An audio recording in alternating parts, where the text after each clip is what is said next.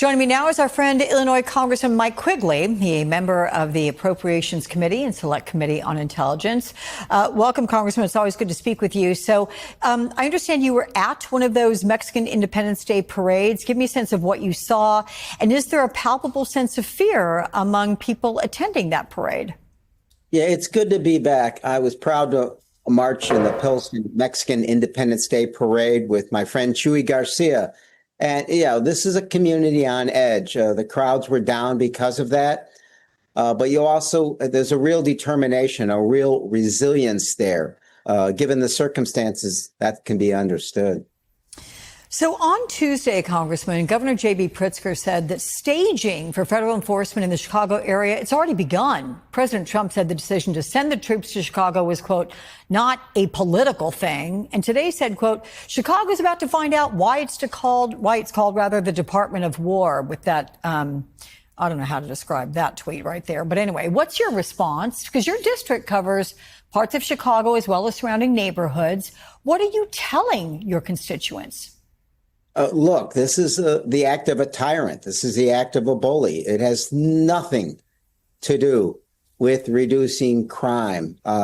Wherever the trends are, Chicago acknowledges it can always do better. But for the money they spent deploying the National Guard in Los Angeles, Chicago could have hired 2,000 more police officers, or the other programs that actually reduce crime, the interrupters. Our good friend Arne Duncan, former Secretary of Education, runs Chicago Cred. His program, prevents violence before it takes place. There's many more like it. But the president cut programs like that by $800 million. All those programs was an opportunity for Chicago to plug their budget deficits and their holes and stuff like that. And so while they were begging for more money, it was to help plug the $1.15 billion budget deficit for Chicago, while they were trying to act like the disruptors, which really only monetize crime inside of communities through, these organizations that say that they're nonprofit, right? But the reality is that it doesn't stop the killing. The numbers is still the numbers. Crime is not down. They are juicing the numbers. And they are trying to act like they don't like Trump coming in to stop the crime, when in reality, everybody knows that stopping crime is good for the community and somebody living an additional day, because they're no longer under the duress of the people that's in their own neighborhoods and communities. And with them being down 2,000 police officers before Trump even got there shows you the incompetence of Chicago and their mayor also. And that's not to mention the Illinois governor and the legislator and the judges and the entire system, the Democrat system, because I have been having a conversation about the Safety Act and everything else surrounding the legislation that they would allow for more people to hit the streets, reclassifying crime, knocking down felonies into misdemeanors so that they can then have better numbers. And then also on top of that, their inability to even be able to solve for all of the murders and all of the shootings, over 57 from the last weekend. So when I see people like that trying to keep their jobs, when I see people say that this is the work of a tyrant, and I always like to use sources from everywhere, right? I could have used a Fox News source. I could have used a local source. Today, I decided to go with MSNBC to see what they say. When Trump says you are about to see what it's like to actually deal with me, right? And while we were called the Department of War, he's basically declaring war against people that are breaking the laws inside of the United States of America, which include people that come over here illegally. And so if we can't come to the conclusion that people should not be crossing over the border illegally, that, the Mexican Day Parade, which I was just observing, the reason why the participation is down is because people are not here legally. When we look at the Hyundai plant raid over in Georgia, when you look at the protests that's happening inside of Washington, D.C., despite the fact that violent crime, carjackings, murders, everything is down by like 90%, and people are still advocating for it, it tells you that there's an agenda there. And it has nothing to do with Trump being a dictator or authoritarian, fascism, all of this other stuff. It has everything to do with the real people that are keeping your communities under duress. Has been the same people that has been governing over you for a long time, way before Trump ever hit office. And when I was documenting and paying attention, it's funny, I was looking at on CBS. It was a woman that actually got a promotion over on CBS as a news person or whatever. And she used to be on the streets. And I just remember her being on the streets of Chicago because there was so much crime. It was so many things that was happening.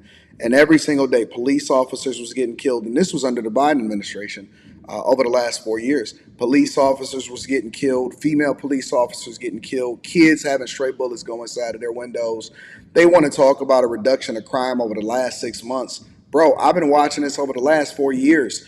And so this disruptors thing, this is nonsense, bro. Ain't nobody negotiating and telling nobody not to kill each other, and that's the reason why they're not killing each other. And they just need to prepare for Trump to come in, and that's why he's now staging for immigration to come in and remove and also stop crime inside of these communities. We are in a less safe situation because of this. Yeah, I want to point out you're right with that. Los Angeles and the cost of the National Guard there was at least a couple $100 million to do that. You and 9 other. You know what's so funny? They never said nothing about the fact that they were spending billions of dollars on housing for illegal migrants when they was coming over here over the last 4 years. They were spending billions and billions and billions of dollars.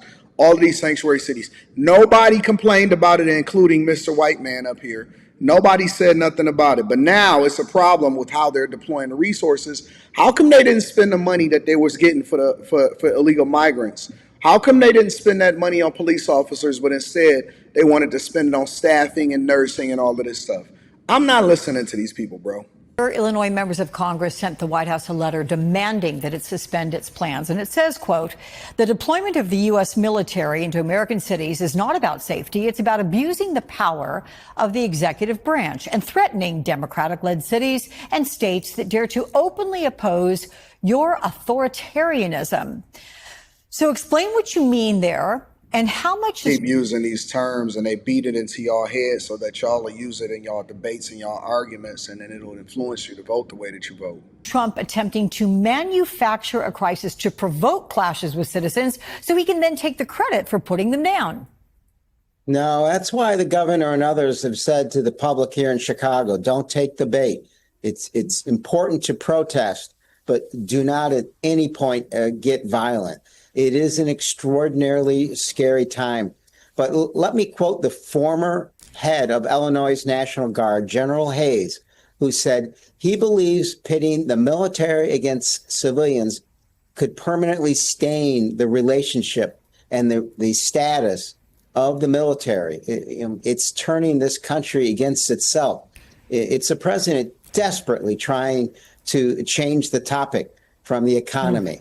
From inflation, from Epstein, failed foreign policy efforts. And unfortunately, we're feeling the brunt of it here in Chicago. You mentioned foreign policy, sir. I want to move on to the Russia-Ukraine war because NBC News reports of a plan for the U.S. to be the top watchdog of a. We don't need to go any further into this. Here, like I said, the reality is this, is that they are trying to act like crime has always been down, or that it's Trump's fault that the relationship between the military has never been stronger, right? I know that over the years, I'm old enough to know that I've been watching recruitment and the sentiment towards war and the military and everything. And for a long time, their recruitment numbers to get people inside of the military, whether you're talking about actually recruiting into the Air Force, the Navy, the military, Army, so on and so forth, even Homeland Security and working for the federal government, it's been very difficult to get people to be recruited into these agencies. And now recruitment levels are higher than it's ever been before because people actually want to do the thing that's in the best interest of the country. Let me know what y'all think about this. Make sure y'all tap into the Patreon. Link is in the description. Teach Henley, 40% off your first order, 20% off for life. I love you. I appreciate you. I'm going to holler at you guys later. Peace.